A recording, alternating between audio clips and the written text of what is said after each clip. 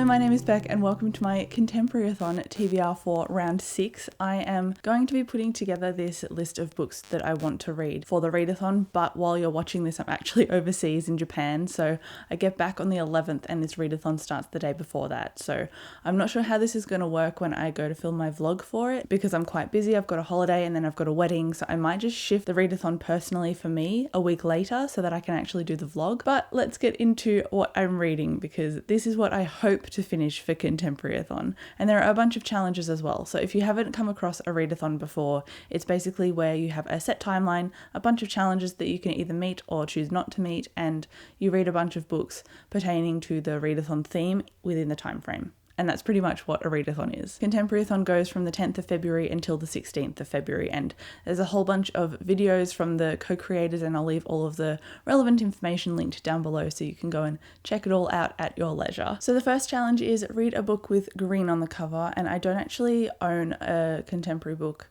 with green on its cover, unfortunately, so this is a challenge that I'm probably going to have to miss. Challenge number 2 is to read a new to me author, and all of the books that I'd read for Contemporaryathon are authors that would be new to me anyway, because I don't usually read contemporary. I only really read contemporary for this readathon, so anything that I pick up during the readathon will be a new to me author. Challenge number 3 is to read a diverse contemporary, and I'm just looking at my stack and I don't think I have any diverse contemporaries on here. I have a wide range of stuff that I want to read, but I don't think I have diverse books on here. I do have most books by women though, so that's a small win, I guess. Challenge number 4 is to read a backlist contemporary, and I have the perfect one for this. This is Stone Girl by Eleni Hale. This is on my priority list to read this year. I was supposed to read it in 2019 and I didn't, and I've had it a little bit longer than that actually. So this follows I believe a young girl who is on the younger end of young adult, and she is going through the foster care system and she encounters a lot of things like heavy themes like drugs. So I don't really know what the actual plot of this book is. I just know that it's apparently quite good, it's hard hitting, and it's a book that's been on my to be read pile for quite a while. So I'm just going to try and get through it for this readathon because it's way overdue. Challenge number 5 is to read a dark/hard hitting contemporary, and I think I can say Stone Girl again because the themes I mentioned are going to be quite dark and quite heavy, especially for a young adult book. Challenge number 6 is to read a contemporary book with an illustrated cover, and that basically means what it sounds like. So have a contemporary book with a cover that has a drawn image on it rather than a photo like Stone Girl. So I've actually got 2 for this, and I don't know how I'm going to go at squeezing both of them in, but we'll see because I really want to finish them both. Both of them are on my owned to be read pile. So the first one is Normal People by Sally Rooney, and I actually received this for Christmas, so I'll link my book haul down below in the description so you can go and check it out.